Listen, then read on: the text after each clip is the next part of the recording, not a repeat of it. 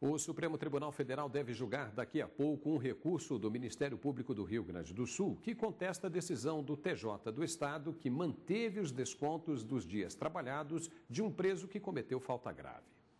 O recurso extraordinário entrou na pauta de votação em abril passado, mas o julgamento foi suspenso para que o Tribunal do Rio Grande do Sul forneça mais informações sobre o processo.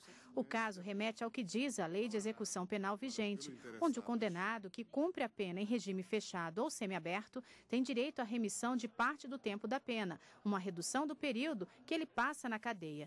O benefício é dado em razão de estudo ou trabalho. A conta é simples. A cada 12 horas, frequentando aulas ou curso de qualificação profissional, é reduzido um dia da pena. Remissão também se aplica a cada 3 dias de trabalho. Mas se o detento cometer falta grave, o juiz poderá revogar até 1/3 do tempo remido, recomeçando a contagem a partir da data da infração. No caso do RE que chegou aqui ao Supremo em 2011, o Ministério Público do Rio Grande do Sul pede o cancelamento de todos os dias remidos dados a um preso. Isso porque ele teria cometido infração grave ao faltar 4 dias seguidos num curso profissionalizante sem justificativa. A súmula 9, na verdade, diz que o disposto no artigo 127 foi recebido pela ordem constitucional vigente, que não se aplica a ele o limite temporal previsto no caput do artigo 58, porque efetivamente a simples edição dessa súmula já é suficiente para sustentar a reforma da decisão. Já a Defensoria Pública rebate, dizendo que neste caso a perda do benefício é irregular. Nem sempre a falta grave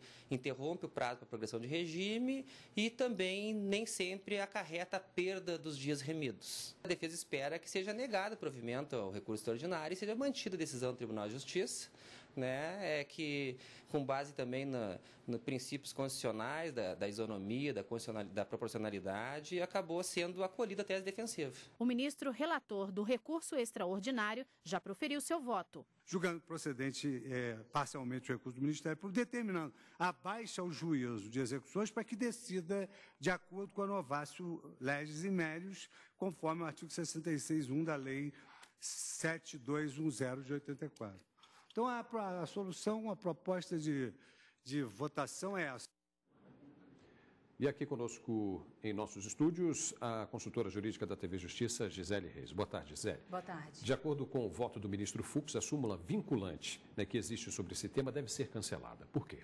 Paulo, realmente existe uma súmula vinculante de número 9, que prevê que a antiga redação do artigo 127 da Lei de Execução Penal, da forma como estava redigido, ele não ofenderia a Constituição Federal. E qual é a antiga redação do artigo 127 da Lei de Execução Penal? Previa que, havendo o cometimento de falta grave, todos aqueles dias que foram descontados da pena em razão do trabalho ou do estudo seriam descontados. A atual redação, ela traz a previsão de que esse desconto tem um limite. Não pode descontar todos os dias que foram descontados da pena em relação aos dias trabalhados ou estudados. É preciso ter um limite, esse limite é de até 1/3. Então, como houve uma lei melhor e que acaba tratando de uma maneira mais benéfica a situação do apenado que comete falta grave, o ministro Luiz Fux propõe, então, que essa súmula vinculante ela seja cancelada em razão dessa nova lei, que é uma lei mais benéfica. Para o cancelamento de uma súmula vinculante, isso pode ser feito de ofício ou mediante provocação, toda vez que há uma alteração, uma modificação na lei atualmente existente, atualmente em vigor.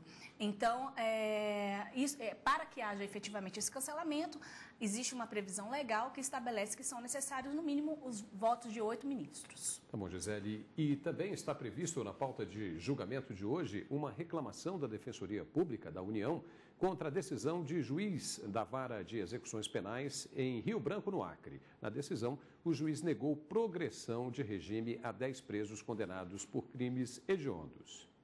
Segundo os apenados, o juiz da Vara de Execuções Penais não cumpriu uma decisão do Supremo. A Corte já havia considerado inconstitucional, no julgamento de um habeas corpus, a antiga redação do artigo da Lei de Crimes Hediondos, de que o cumprimento da pena seria integralmente fechado.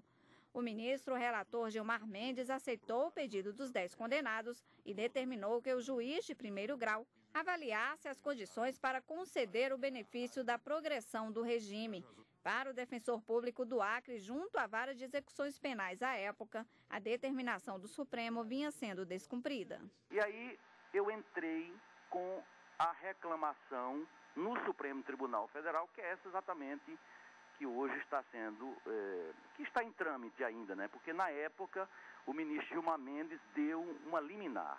Além de analisar se houve ofensa à decisão da Suprema Corte, os ministros devem decidir antes se a reclamação é o meio adequado para fazer o pedido. Outra questão importante é saber se o artigo da lei que foi considerado inconstitucional deve ser suspenso pelo Senado para que o entendimento da Corte tenha eficácia contra todos e não apenas nesse caso específico. O defensor público federal João Gilberto Simões Franco explica que esse julgamento pelo plenário do Supremo é importante para uniformizar o entendimento sobre a concessão da progressão de regime em casos de crimes hediondos. O que nós defendemos é isso, que o Supremo possa dar a essas decisões do controle difuso a eficácia erga omnes, ou seja, considerar que ela é uma decisão, né, abstrativizar, digamos assim, né, do controle abstrato, que ela seria, né, e transformá-la no controle abstrato e dizer, olha, essa decisão vale para tudo e contra todos, para evitar que o judiciário, que já tem 80 milhões de processos tramitando no Brasil,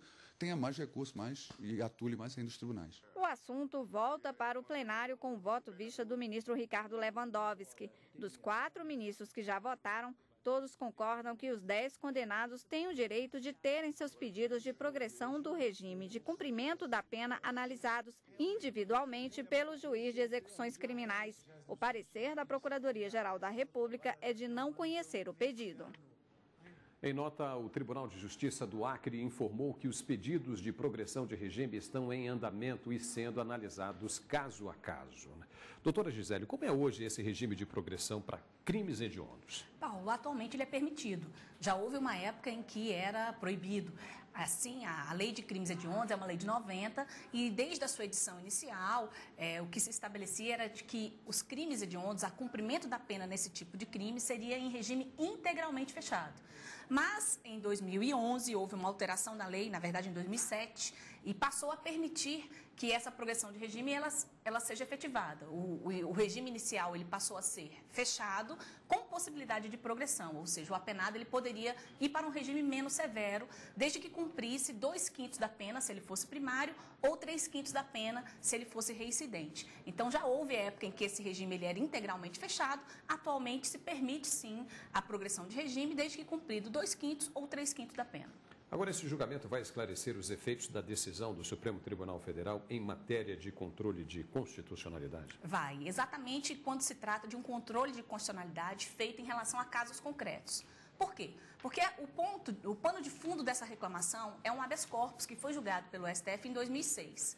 Nessa oportunidade, o Supremo Tribunal Federal considerou que a antiga redação que vedava a progressão de regime na lei de crimes hediondos era inconstitucional.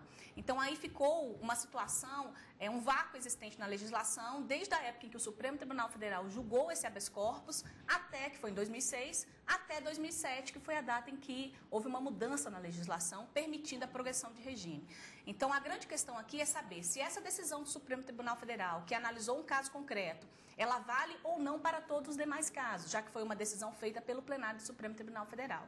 Então, a partir daí, os ministros vão tocar no ponto de que se é ou não necessária uma resolução do Senado Federal para que essa decisão tenha ou não efeito contra todas as pessoas.